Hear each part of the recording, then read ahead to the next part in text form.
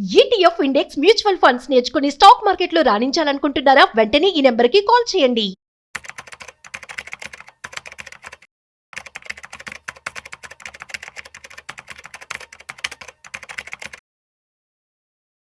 నమస్తే, నేను జీవి సత్యనారాయణ. ఈ వీడియోలో అన్లిస్టెడ్ షేర్లు ఈ మధ్య కాలంలో బాగా పాపులర్ అవటం జరిగింది. అన్లిస్టెడ్ అంటే ఏందో చూద్దాం. లిస్టెడ్ ఐపీఓ అఫీషియల్గా వచ్చి పబ్లిక్ ఇష్యూ వచ్చిన తర్వాత ఎక్స్చేంజ్లో ట్రేడ్ అవ్వటం, లిస్ట్ అవ్వటం అంటారు. అంటే ముందు ఐపీఓ వచ్చిన తర్వాత పబ్లిక్ మనం అప్లై చేసిన తర్వాత ఓవర్ సబ్స్క్రైబ్ అయిపోయినాక ఒక డేటు అలాట్మెంటు, రిఫండు, తర్వాత లిస్టెడ్ అంటారు వాటిని. దీన్ని ఎక్స్చేంజ్లో ట్రేడ్ అయ్యే వాటిని అన్నిటినీ లిస్టెడ్ అంటారు. అన్లిస్టెడ్ ఇప్పుడు మనం మాట్లాడుకునేది అంటే ఎక్స్చేంజ్లో ఇంకా ట్రేడ్ కాదు, కానీ షేర్లు మార్కెట్లో అవైలబుల్ ఉంటుంది. అవి ఎలా ఉంటాయి, ఏముంటుంది, దాని ప్లస్ పాయింట్లు ఏంది, మైనస్ పాయింట్లు ఏందో చూద్దాం. జనరల్గా ఈ అన్లిస్టెడ్ షేర్లు ఈ మధ్యకాలంలో చాలా పాపులర్ అయింది. అంతకుముందు ఉన్నది కానీ చాలా కొద్దిగా ఉండేది, కొద్ది పరిమాణంలోనే దొరికేది, కొద్ది మంది వ్యక్తుల దగ్గరే దొరికేది, ఎక్కువ అంతగా తెలవకపోయేది. ఎవరో తెలిసిన వాళ్ళు వెయిట్ చేసినా కొనుక్కున్నా బాగా లాభాలు రావడం జరిగింది. ఇప్పుడు విపరీతంగా అంటే ఫండ్స్ మొబిలైజ్ చేయడం కోసం చేతులు ఎన్ని మారుతున్నా కొద్దీ అవి రేట్లు అలా పెరగటం, ఇవన్నీ కూడా అన్లిస్టెడ్ ఈ మధ్యకాలంలో చాలామందికి లాస్ రావడం జరిగింది. అదేంటిదో చూద్దాం. ఇవి ఏవైతే అన్లిస్టెడ్ షేర్లు ఉన్నాయో మార్కెట్ కనుక బాగా పెరిగి అన్ని కనుక జరిగితే కంపెనీ యొక్క బ్రాండు, గుడ్విల్ని బట్టి మనకి తక్కువ ధరలో కనుక కొనుక్కుంటే లాభాలు వస్తాయి. ఒకటి. ఇక నెంబర్ 2, సపోజ్ ఏదైనా మిస్ మ్యాచ్ అయింది అంటే ఇష్యూ లేట్ అవ్వటం, లేదు అది అనుకోనంతగా రేట్ రాకపోవటం, అంటే ఏంది పబ్లిక్ ఇష్యూ వచ్చేటప్పటికి చాలా తక్కువ ధరకు రావటం అనుకోండి. అటువంటిప్పుడు నష్టాలు కూడా బాగా భారీగా వస్తాయి. తర్వాత లాభం వస్తుంది కదా అని చెప్పేసి చాలామంది రిస్క్ తీసుకోవటం ఉంటుంది. ఇప్పుడు సుమారుగా 1000 కంపెనీలు అన్లిస్టెడ్ షేర్లు ట్రేడ్ అవుతున్నాయి మార్కెట్లో. ఈ 1000 షేర్లలో ఏవి బ్రాండు, అన్బ్రాండు, రేపు రాబోయే రోజుల్లో ఏది గ్రోత్ ఉందో లేదో తెలుసుకోవటం అనేదే ముఖ్యం. తర్వాత ఈ షేర్లు ఏవైతే ఉన్నాయో అన్లిస్టెడ్, లిస్టింగ్ కాగానే మనం అమ్ముకోలేము. లిస్టింగ్ అయ్యేంత వరకు అంటే ఐపీఓ వచ్చేంత వరకు వెయిట్ చేయాలి. అది 3 నెలలు కావచ్చు, 6 నెలలు కావచ్చు, సంవత్సరం కావచ్చు, అప్పటి వరకు వెయిట్ చేయాలి. ఏది అన్లిస్టెడ్లో కొన్నవాళ్ళు. మళ్ళీ ఐపీఓకి వచ్చిన తర్వాత మళ్ళీ 6 నెలలు వెయిట్ చేయాలి. ఎవరైతే అన్లిస్టెడ్ షేర్లు కొనుక్కుంటారో మళ్ళీ వాళ్ళు ఒక 6 నెలలు వెయిట్ చేయాలి. అంటే అదొక 6 నెలలు, ఇది 3 నెలలు ఉండొచ్చు, 6 నెలలు ఉండొచ్చు, సంవత్సరం ఉండొచ్చు. అంటే ఇంత అంటే nearly 1 year plus 1.5 year, 2 years కూడా వెయిట్ చేయాల్సి ఉంటుంది. మినిమం అయితే ఐపీఓ వచ్చిన తర్వాత 6 నెలలు, ముందు 3 నెలలు ఉండొచ్చు, 6 నెలలు ఉండొచ్చు, ఎంత ఉన్నా అంత టైం మళ్ళీ మనం వెయిట్ చేయాలి. అమ్మటానికి వీలు కాదు. కాకపోతే మళ్ళీ మార్కెట్లో ట్రేడ్ అవుతుంటాయి. ఓకే, ఇప్పుడు మనం అన్లిస్టెడ్ ఎట్లయితే కొన్నామో మళ్ళీ మనం అన్లిస్టెడ్ కూడా అమ్ముకోవచ్చు, అది ఓకే. కానీ ఎక్స్చేంజ్ ద్వారా అంటే లిస్టెడ్ షేర్లు అయితే మాత్రం మార్కెట్లో తెలుస్తూ ఉంటుంది కాబట్టి అది రియల్ రేట్ అనమాట. ఇదేంటిది, అన్లిస్టెడ్ వాళ్ళు డిమాండ్ సప్లైని బట్టి ఉంటుంది. నువ్వు కొనుక్కున్నావు మళ్ళీ నువ్వు అమ్మాలంటే మాత్రం కొంచెం కష్టం ఉంటుంది. ఇక తర్వాత ఇటువంటి ఏవైతే ఉన్నాయో లావాదేవీలు ఏవైతే ఉన్నాయో సెబీ కొంచెం దూరంగా ఉండాలని చెప్తుంది ఇటువంటి విషయంలో. తర్వాత ఎవరైతే అన్లిస్టులు ఉంటారో నిపుణులు వాళ్ళు కూడా అదే చెప్తున్నారు. ఏమని, ఈ అన్లిస్టెడ్ షేర్లు రిస్క్తో కూడుకున్నవి, ఏవైతే మంచి కంపెనీలు కానీ ఏవైతే ఉన్నాయో లాంగ్ టర్మ్కి అయితే ఓకే, కానీ అది కూడా తక్కువలో దొరికితే నీకు అది చూద్దాం. అయితే జనరల్గా ఏంటంటే ఐపీఓలో అనగానే కొంచెం చాలామందికి ఇంట్రెస్ట్ ఉంటుంది. ఎందుకంటే తక్కువలో వస్తుంది, అందరికీ సమానమైన రేట్లు వస్తాయి. అలాట్మెంట్ కనుక ఓవర్ సబ్స్క్రైబ్ కనుక బాగా అయితే మంచి రేట్లు వస్తాయి. మనకు బ్లాక్ కాదు, ఓన్లీ ఆ 2 డేసే బ్లాక్ అవుతుంది అమౌంట్, 2-3 డేసే. లాస్ట్ డే నాడు అప్లై చేయాలి, నెక్స్ట్ డే అలాట్మెంట్ ఉంటుంది, ఆ నెక్స్ట్ డే రిఫండ్ కానీ అలాట్మెంట్ కానీ ఆ నెక్స్ట్ డే లిస్ట్ అయిపోతుంది. కాబట్టి మనకు తెలిసిపోతుంది మన పైసలకి ఎంత వస్తుందని. అందుకని అందరూ ఏమంటారు, లాటరీ టికెట్ల మాదిరి ఇక అదృష్టం మీద ఆధారపడింది. అంటే అలాట్మెంట్ వస్తే మంచి రేట్లు వస్తాయి కాబట్టి అదృష్టం అనేది ఎక్కువ శాతం అనుకుంటారు అనమాట, లక్కీ. అయితే తర్వాత ఏం చేస్తారు, చాలామందికి మధ్యకాలంలో అలాట్మెంట్ రాకపోయేది అంతకుముందు. ఇప్పుడంటే వస్తున్నాయి మళ్ళీ. ఆ మధ్యకాలంలో మార్కెట్ బాగలేకపోతే అసలు ఐపీఓలే లేవు. అంతకుముందు మార్కెట్ ఎప్పుడైతే ఆల్ టైమ్ హైకి పోయిందో ఒక 1 ఇయర్ ప్లస్ అండ్ బ్యాక్, అప్పుడు మార్కెట్లో అన్ని ఐపీఓలు రోజు రావటం, అన్నీ అప్లై చేయటం, ఏది రాకపోవటం, వాళ్ళు ఏమనుకోవటం సెకండరీ మార్కెట్లో కొనటం, తర్వాత ఆ షేర్లన్నీ పడిపోవటం, ఇవన్నీ వాళ్ళకి ఏమనిపిస్తుంది అంటే ఇవన్నీ ఎందుకులే అని అన్లిస్టెడ్ షేర్లకి అట్రాక్ట్ అవుతారు ఎక్కువ శాతం. ఇది అనమాట జనరల్గా. అయితే ఈ అన్లిస్టెడ్ షేర్లు అట్రాక్ట్ అవ్వటం వల్ల ఏమవుతుంది, మార్కెట్లో అవి చేతులు మారుతున్న కొద్దీ ధరలు కూడా మారుతూ ఉంటాయి. ఈ ధరలు ఎంత అయిందో తెలియదు, ఎంత కొంటున్నో తెలియదు, ఎంత కమ్ముతున్నో తెలియదు. అతన్ని బట్టి ఎవరైతే broker, sub broker, lead manager, co lead manager, మళ్ళీ దీంట్లో క్వాంటిటీని బట్టి మీరు 100 కొంటే ఒక రేటు ఉంటుంది, 1000, 2000, 5000, 10,000 ఎన్ని ఎక్కువ క్వాంటిటీ కనుక మీరు కొనగలిగితే వాటి రేట్ని బట్టి ఉంటుంది అనమాట. ఇవన్నీ కూడా మళ్ళీ చూసుకోవాల్సి ఉంటుంది. ఉదాహరణకి 197 కమ్యూనికేషన్, అప్పటి నుంచి స్విగ్గీ వరకు కూడా, తర్వాత హెచ్డిబి, ఈ మధ్య కాలంలో హెచ్డిబి ఒకటి, హెచ్డిఎఫ్సి వాళ్ళది. ఈ అన్లిస్టెడ్ షేర్లు బాగా డిమాండ్ ఉంది అప్పట్లో. అయిన తర్వాత వాళ్ళు ఏంది అన్లిస్టెడ్ షేర్లు బాగా కొనుక్కోవడం జరిగింది. కొనుక్కొని ఇష్యూ వచ్చే టైంకి మొత్తం పడిపోయింది. అంటే ఉదాహరణకి ఈ హెచ్డిబి అనుకోండి, హెచ్డిఎఫ్సి వాళ్ళది ఈ మధ్యకాలంలో లిస్ట్ అవ్వడం జరిగింది. అది ఎంతగా వచ్చిందనేది అందరికీ తెలుసు. అంటే ఐపీఓ ముందు 1200, 1400 కూడా పలికినటువంటిది చివరికి 700 చిల్లరకి అది ఐపీఓకి రావటం జరిగింది. ఏది హెచ్డిబి ఫైనాన్షియల్. తర్వాత సపోజ్ ఇప్పుడు రిలయన్స్ రిటైల్ ఉంది, 197 కమ్యూనికేషన్స్ ఉన్నాయి. ఇవన్నీ కూడా అంటే ఉదాహరణకి 700 నుంచి 1400 మధ్యలో నడిచింది ఏది హెచ్డిబి షేర్. చివరికి 740కి ఐపీఓకి రావడం జరిగింది. అంటే ఏంది ఇప్పుడు కూడా అక్కడక్కడే ఉంది. అంటే అంత రేట్లో ఎవరైతే కొనుక్కొని ఉన్నారో వాళ్ళందరికీ లాస్ వచ్చినట్టే అనమాట. అందుకని ఈ అన్లిస్టెడ్ షేర్లు ఏవైతే ఉన్నాయో మార్కెట్ని బట్టి, మార్కెట్ యొక్క స్థితిగతులని బట్టి, మళ్ళీ కంపెనీ యొక్క లాభ నష్టాలు కూడా చూసుకోవాలి మనం.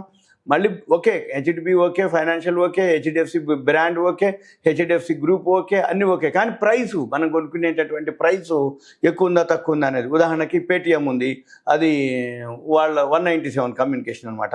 2021లో వాళ్ళు ఒక్కో షేర్ 2150కి ఐపీఓకి రావడం జరిగింది. అప్పటికి 2800 వరకు అన్లిస్టెడ్ షేర్లు అమ్మటం జరిగింది. మళ్ళీ ఆ రేట్ కూడా రాలేదు ఇప్పటి వరకు కూడా. తర్వాత రిలయన్స్ రిటైల్ ఉంది, అది కూడా 2023లో వాళ్ళ దగ్గర ఉన్నట్టు వాటాలు 1362కి ఇచ్చారు. తర్వాత ఏమైంది, అది అన్లిస్టెడ్ షేర్లో 2700 వరకు కూడా పోవటం జరిగింది. మళ్ళీ తర్వాత ఏమైంది, అప్పటి మార్కెట్ పరిస్థితులు, అప్పటి యొక్క ఇన్వెస్ట్మెంట్ అంటే లీడ్ మేనేజర్స్, బ్యాంకర్స్ వాళ్ళందరూ ఈ ధరను నిర్ణయించడం జరుగుతుంది. ఈ ధరను నిర్ణయించి లాభం ఎక్కువ ఎవరు పొందిర్రు ఏంటిది తక్కువలో కొన్న వాళ్ళకి ఓకే, కానీ మిగిలిన విధంగా కాదు అనమాట. ఇది మనం చూడాలి. అయితే రిస్కులు కూడా చూసుకోవాలి మనం. ఈ రిస్కులు ఏంటంటే అన్లిస్టెడ్ షేర్లో మనం ఎప్పుడైతే పెడుతున్నామో దాంట్లో పారదర్శకత ఉండదు. అంటే బ్రోకర్ని బట్టి, టైంని బట్టి, మనం కొనే క్వాంటిటీని బట్టి, మనం సెలెక్ట్ చేసుకునేటటువంటి బ్రోకర్ని బట్టి, అతన్ని బట్టి ఇవన్నీ కూడా డిసైడ్ అవుతాయి ప్రైసులు. అందుకని రిస్క్ ఎక్కువ ఉంటుంది. రెండోది ఏంటిది, ఈ మ్యానిపులేషన్ కూడా కొంత ఉంటుంది. అంటే నీకు తొందర పెడితే ఒక రేట్ చెప్తారు, నువ్వు వెయిట్ చేస్తే మళ్ళీ టైం తీసుకుంటే ఒక రేట్ ఉంటుంది. మళ్ళీ ఇవన్నీ కూడా ఏమవుతుంది, మళ్ళీ మనం అమ్మాలంటే కూడా మళ్ళీ అతను మనకు అమ్ముతాడు, కానీ మళ్ళీ మనం అమ్మాలంటే మాత్రం చాలా రేట్ తేడా కూడా అడుగుతాడు. ఇవన్నీ పారదర్శకత ఉండదు అనమాట. అందుకని కొంచెం రిస్క్ అనేది ఎక్కువ శాతం ఉంటుంది అనేది. తర్వాత ఎప్పటికప్పుడు ఈ అన్లిస్టెడ్ షేర్లో ప్రాఫిట్ అండ్ లాస్లు, బ్యాలెన్స్ షీట్లు అంత ఉండవన్నీ, ట్రాన్స్పరెన్సీ ఉంటుంది. కాకపోతే కొన్ని వెబ్సైట్లు ఉన్నాయి, అవి ఇన్ఫర్మేషన్ కరెక్ట్ ఉన్నాయా లేవా అనేది మనకు తెలియదు, కాకపోతే ఉంటుంది. మనం మామూలుగా లిస్టెడ్ షేర్లు అయితే అఫీషియల్గానే వెబ్సైట్లలో ఉంటుంది, NSE website, BSE website, money control website, company వెబ్సైట్లో. అక్కడ కూడా మనకి బ్యాలెన్స్ షీట్లు, ప్రాఫిట్ అండ్ లాస్లు, ట్రాన్స్పరెన్సీ అంటుంది దాన్ని, పారదర్శకత. అంటే రిజల్ట్స్ ఏవైతే ఉన్నాయో అవి దొరుకుతాయి. అదే అన్లిస్టెడ్ షేర్లో మనకు అంతగా డేటా దొరకదు. దొరికిన డేటా కూడా నిజమో కాదో కూడా తెలియదు మనకి. ఇటువంటివన్నీ కూడా కొంచెం ఈ రేట్లు అడ్జస్ట్మెంట్లో అవన్నీ జరుగుతాయి. తర్వాత బోనస్లు, స్ప్లిట్టింగ్లు కూడా చేస్తారు. వాళ్ళే మొత్తం ప్రమోటర్సే ఉంటారు కాబట్టి మొత్తం షేర్లు వాళ్ళ దగ్గరే ఉంచుకొని రేటు పెంచి మనకి ఇస్తారు. తర్వాత మళ్ళీ రేటు ఒకసారి పడిపోవటాలు అవన్నీ జరుగుతాయి అన్నమాట. ఇవన్నీ కూడా మనం జాగ్రత్తగా ఉండాలి అనేది. అయితే సెబీ కూడా చాలాసార్లు ఈ అన్లిస్టెడ్ షేర్ల మీద హెచ్చరికలు జారీ చేయడం జరిగింది. ఈ ఎవరైతే ఇన్వెస్టర్లు ఉందో ఈ అన్లిస్టెడ్ షేర్లకి దూరంగా ఉండాలని సూచించటం, దీంతో ఎవరైతే అంటే దాని యొక్క వాల్యూస్ అనమాట, అంటే విలువలు ఉండాలి. మనం ఆ ప్రాఫిట్ అండ్ లాస్లు, బ్యాలెన్స్ షీట్లు, కంపెనీ వాళ్ళు, ప్రమోటర్ ఎవరు, ఎక్స్పీరియన్స్ ఏంది, ఇవన్నీ కూడా మనం చూసుకోవాలి. ఉదాహరణకి రిలయన్స్ ఉంది, రిలయన్స్ వాళ్ళ ఎంప్లాయీస్కి 2019లో 400కి ఇచ్చిండు, ఇస్తే 2021కి అంటే క్వాంటిటీ లేవు, చాలా తక్కువ క్వాంటిటీ, డిమాండ్ పెరిగింది. రిలయన్స్ గ్రూపు, రిలయన్స్ షేర్లతో పాటు ఇది కూడా 4000 వరకు పెరిగింది. చివరికి 2023లో రిలయన్స్ 1362 రూపాయలు వాల్యూ కడితే దానిపైన వాళ్ళకి అంటే 400కు ఇచ్చిన వాళ్ళకి 1362 లాభమే. మరి 4000 కొనుక్కున్న వాళ్ళు. అందుకని ఇటువంటివన్నీ కూడా మనం ఆ అన్లిస్టెడ్ షేర్లో ఒక రీజనబుల్ ప్రైస్, అన్రీజనబుల్ ప్రైస్ అనేది ఏముండదు. మనం ఎవరు కొనుక్కుంటారు, ఎంత కొంటారు అనే దాన్ని బట్టి వాళ్ళు రేట్లు పెంచడం అవన్నీ జరుగుతాయి. అందుకని ఎక్కువ శాతం నష్టాలు వచ్చే అవకాశాలు ఉంటాయి. కాకపోతే ఈ మధ్యకాలంలో అన్లిస్టెడ్ షేర్లు బాగా డిమాండ్ పెరగటం, అన్లిస్టెడ్ షేర్లు కొనుక్కోవటం ఇవన్నీ కూడా మనము ఎక్కువ శాతం ఏం చేయాలంటే ఇప్పుడు 1000 కంపెనీలు ఉన్నాయి. మీరు ఒకటే గమనించాలి, ఏదైతే అన్లిస్టెడ్ షేర్లు కావాలి అనుకుంటే సెబీ ఫైల్లోకి వెళ్ళాలి, సెబీ వెబ్సైట్లోకి వెళ్ళాలి. అక్కడ ఫైలింగ్ చేస్తాయి కంపెనీలు, అక్కడ ప్రాస్పెక్టస్ అవన్నీ ఉంటాయి. ఫైలింగ్ చేసినప్పుడు ఈ డ్రాఫ్ట్ ప్రాస్పెక్టస్లో డీటెయిల్స్ అన్నీ ఉంటాయి. దాన్ని బట్టి మార్కెట్లో మనం వాల్యూ కనుక క్యాల్కులేట్ చేసుకోగలిగితే అన్లిస్టెడ్ షేర్లు ఎంత ధర పలుకుతుందో కూడా చూసుకోవచ్చు. అంటే ఉదాహరణకి వారి ఉంది, ఈ వారి అన్లిస్టెడ్ షేర్లు అప్పుడు 2500కి మార్కెట్లో జరిగింది. తర్వాత వాళ్ళు 1500కి ఇవ్వడం జరిగింది. కానీ లిస్టింగ్ మాత్రం 2500 అయింది. ఇప్పుడు 3000 పైనే ఉంది. ఏది వారి అంటే అటువంటివి ఓకే. అంటే ఏంది, ఆ కంపెనీ కనుక అప్పటికి ఇప్పటికీ టర్న్ ఓవర్ పెరిగి ప్రాఫిట్ పెరిగి గ్రోత్లో ఉందనుకోండి, అన్లిస్టెడ్ షేర్ టైంకి లిస్టెడ్ షేర్ వచ్చేటప్పటికి టైం తీసుకుంటుంది. ఆ టైంలో 2-3 క్వార్టర్లు కనుక జరిగిపోతే ప్రాఫిట్ పెరిగితే అప్పుడు ఇంకా రేట్లో లిస్ట్ అవుతుంది. ఎప్పుడు ఏవో కొన్ని కంపెనీలు. అందుకని మనం ఏం చేయాలి, ఇటువంటివన్నీ బాగా ఆర్థిక మూలాలు ఉన్నటువంటివి, కంపెనీ గ్రోత్లో ఉండేటటువంటివి, కంపెనీ ప్రాఫిట్ లాస్ బాగా ఉంటాయి అనుకునే అన్నీ చేయాలి. ఇంకోటి ఏంది, ఈ ధరల్లో కూడా అస్థిరతలు ఉంటాయి. అంటే ఏంది, ఒక ఫిక్స్డ్ రేట్లు ఏమి ఉండదు. మార్కెట్ ఒకసారి పెరిగింది అనుకోండి, ఇవి వెంబటే పెంచేస్తారు. ఒకవేళ మార్కెట్ పడిపోయినా కానీ ఇవి పడేయరు. అంటే ఏంది, హైలోనే అమ్మటం జరుగుతుంది. ఏమన్నంటే అమ్మేవాళ్ళు లేరండి అది ఇది అని చెప్తుంటారు అనమాట. అందుకని ఇటువంటి కొంచెం బాగా గమనించాలి. తర్వాత మళ్ళీ 6 నెలలు మనం ఒకటి వెయిట్ చేయాలి, ఏది లిస్ట్ అయిన తర్వాత. మళ్ళీ అయిన తర్వాత సపోజ్ మనం అమ్మదలుచుకుంటే అంత డిమాండ్ ఉండదు. ఎందుకంటే మార్కెట్లో లిక్విడిటీ అనేది చాలా తక్కువ ఉంటుంది. కొనేటప్పుడు నీకు దొరుకుతాయి, కానీ అమ్మాలంటే నీకు కష్టం అయింది. అదే కనుక సెకండరీ మార్కెట్ అనుకోండి, మన ఇష్టం. మార్కెట్ ఉదయం, మధ్యాహ్నం, సాయంత్రం ఎప్పుడైనా ఏం లేదు, ప్లాట్ఫామ్ ఉంటుంది, మన బ్రోకర్ మన డిమాట్లో ఉంటాయి, ఇవన్నీ జరుగుతాయి. ఇంకొకటి కూడా అనమాట, సపోజ్ ఉదాహరణకి చెన్నై సూపర్ కింగ్స్ ఉంది, అది ఇప్పటికే అమ్మేయడం జరిగింది అన్లిస్టెడ్ షేర్లు, కానీ అది ఇంకా ఐపీఓ అనేది తెలియదు ఎప్పుడు వస్తుంది అనేది. ఇటువంటివన్నీ చాలా ఉంటాయి అన్నమాట. ఎప్పుడైతే లేట్ అవుతున్నా కొద్దీ ఆ షేర్లకి పెద్దగా డిమాండ్ ఉండదు, మనం అమ్మాలంటే అమ్మలేము అనమాట. ఇక ఉంచుకోవాల్సిందే ఉంటుంది. వీటన్నిటితోటి మనం ఇప్పుడు అన్లిస్టెడ్ షేర్లు ఏవైతే మనం ఉంటాయో మనం ఏం చేయాలి, దాని యొక్క ప్రాఫిట్ అండ్ లాస్ బ్యాలెన్స్ షీట్లు మనము ముందే ఉపయోగించుకొని లాంగ్ టర్మ్ కనే ఉద్దేశంతో మనము ఉండవలసిన అవసరం అనేది ఉంటుంది లాంగ్ టర్మ్ కోసమే. ఇవన్నీ మీకు awareness, education, information, knowledge purpose మాత్రమే. ఇంకా మీకు అన్లిస్టెడ్ షేర్ల గురించి కానీ ఏదైతే ఉందో, ఎలా ఉంటాయి, ఏం చూడాలి, ప్రాఫిట్ అండ్ లాస్ బ్యాలెన్స్ షీట్లు, ఆ వెబ్సైట్లు ఏముంటాయి, అవి కూడా వేరే ప్లాట్ఫామ్ ఉంటుంది. అవి కూడా అన్ని ఇప్పుడు డిమాట్లోనే జమ అవుతాయి. ఒక్కోసారి మీ బ్రోకర్ కనుక ఒకవేళ ఏదన్నా జరిగింది అనుకోండి, మన షేర్లు పైసలు పోతాయి కానీ షేర్లు జమ కావు. అట్లాంటివి కూడా ఈ మధ్య కాలంలో కొన్ని జరిగినాయి. కొన్ని అన్లిస్టెడ్ కంపెనీలు, అన్లిస్టెడ్ కొన్ని షేర్ల విషయంలో షేర్లు డిమాట్కి రాకపోవటం, అప్పుడు మళ్ళీ మనము ఇక లీగల్గా కొట్లాడాల్సిందే తప్ప వేరే విధంగా ఉంటుంది. అదే మనం సెకండరీ మార్కెట్లో అన్నాం అనుకోండి, అసలు అటువంటి క్వశ్చనే లేదు. మీరు కొన్నారు అంటే 1 డేలో మన షేర్లు మన ఖాతాకి వచ్చేస్తాయి.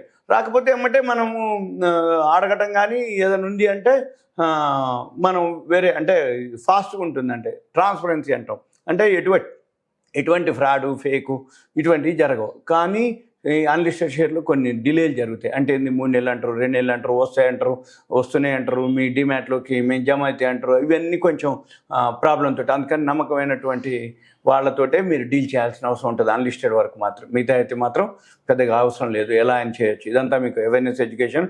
ఇంకా ఏదైనా మీకు దీనికి సంబంధించి ఏమన్నా మీకు అనిపిస్తే మీ పేరు, ఏరియా, వాట్సాప్ మెసేజ్ పెట్టండి. దయచేసి నాకు కాల్ చేయవద్దు. Thank you. సెలవు, ఉంటా.